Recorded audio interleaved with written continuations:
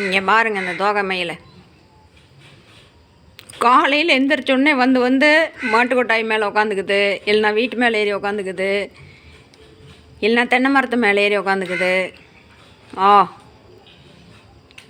அந்த தோகை எப்படி விரிமயிலே மயிலே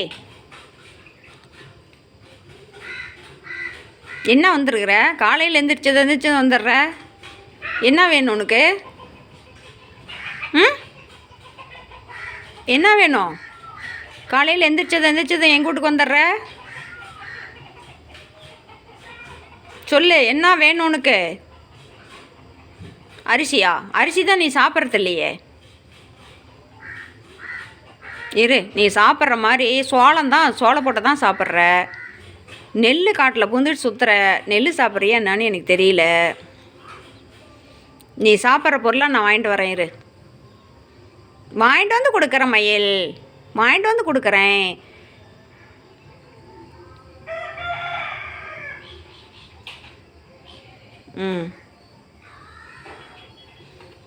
மயில், ஆஹா,